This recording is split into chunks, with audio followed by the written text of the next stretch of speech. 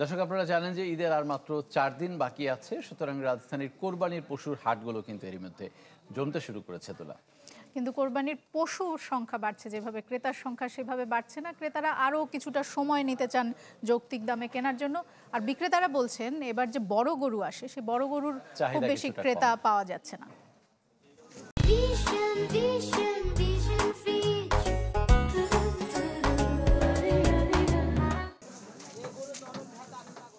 দেশের বিভিন্ন প্রান্ত থেকে কোরবানির পশু আসছে রাজধানীর হাটে।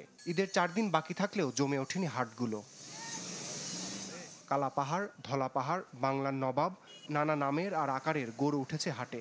উট, দুম্বা, বাহারি জাতের মহিষের দেখাও মিলছে। ক্রেতাশূন্য বাজারে ব্যাপারীরা বলছেন ঈদের আগ মুহূর্তে বাড়বে বিক্রি। এবার হাটগুলোতে বড় গরুর চেয়ে চাহিদা বেশি ছোট গরুর। তো ছোট গরুই আনি আমি বেশি। ছোট গরুর চাহিদাটা এবছর একটু বেশি। সবাই উট কোরবানি দিতে চায়, দেখতে শুনতে ভালো লাগে অনেকের, কথা বুঝেন নাই, এই হিসাবে অনেক উটের চাহিদাও থাকে। যে এখন বেচা বিক্রি হচ্ছে না, তাদের ধরেন কেউ 5 তলা কে 10 তলা থাকতেছে বাসাওয়ালা, গরুটা নিয়ে যা রাখার জায়গা নাই। বুধ, বৃহস্পতিবার, শুক্রবার এই 3 দিনে মানে কেনা বেচাটা বেশি হয়। কিছু সংখ্যক ক্রেতার দেখা মিলছে হাটে, যারা দেখছেন, ঘুরছেন আর দাম যাচাই করছেন পশুর। দরদাম মেলায় অনেকে আগে ভাগে নিয়ে যাচ্ছেন পছন্দের পশুটি।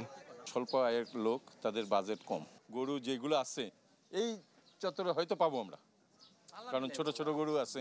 এখানে আসছি কিছু দেখার জন্য এবং পরবর্তীতে কেনার জন্য একটু দামটা যাচাই করতে চাই। আগে যে মায়া সৃষ্টি কয়েকদিন হয়তো লালন পালন করলো, আমার বাগনা আছে।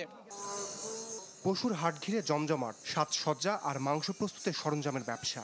সবারই প্রত্যাশা ঈদের আগ মুহূর্তে ক্রেতা বিক্রেতার দরদাম আর পশুর হাকডাকে মুখর হবে হাট।